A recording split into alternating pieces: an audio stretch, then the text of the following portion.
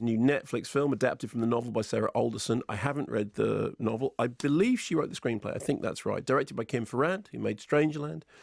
Starring Leighton Meester, who rose to fame in Gossip Girl. She plays Beth, who is a new mother whose life seems to have been put on hold, certainly in terms of her relationship with her husband. Things appear to have gone rather stale. She goes away for a weekend to Croatia with her best friend Kate, played by Christina Wolf. Kate, who is recently divorced, asks Beth about her marriage, insists, once she hears that, things aren't going great, she insists that they go to a club, they go and get drunk. Beth doesn't want to do this, but Kate insists. When they get there, they meet two handsome and apparently unaccompanied men. Kate insists that Beth have a drink with them, sit down.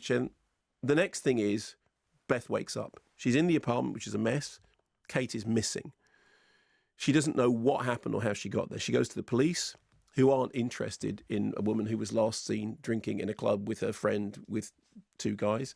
And they do the standard line, which always happens. I only know this from movies. We can't report a missing person for 24 hours. So for 24 hours, we can't do anything.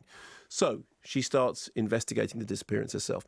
So the film starts out actually pretty well, kind of believable crisis and unsettling mystery, and the way in which the whole thing is set up is, it's kind of engaging.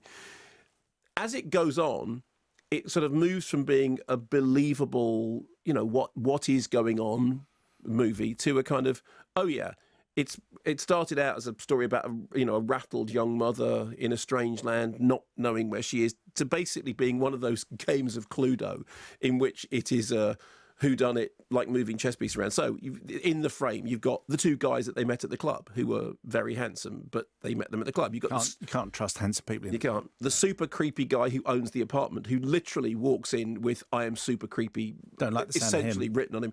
The incredibly nice and friendly taxi driver, who obviously it can't be him because he's always incredibly suspicious. nice. Kate's ex, who is on the phone. Meanwhile, Beth's husband is also on the phone asking what's going on and what she's been up to. The further on it goes, the sillier it gets, and it ends up kind of pinballing between. It's like one of those Joe Esterhouse style things when it's sliver one minute and it's jagged edge the next, albeit without the Joe Esterhouse sleaziness. There's all the usual things. There's the chase through the picturesque scenery. There's the handily found bit of video. There's the bit in which the phone is doing something that it's absolutely impossible that a phone would have done in that way. It's all those kind of movie conventions. So the last act is after somebody takes a fall. The last act does descend into absolute silliness. That said, it's around about 90 minutes long.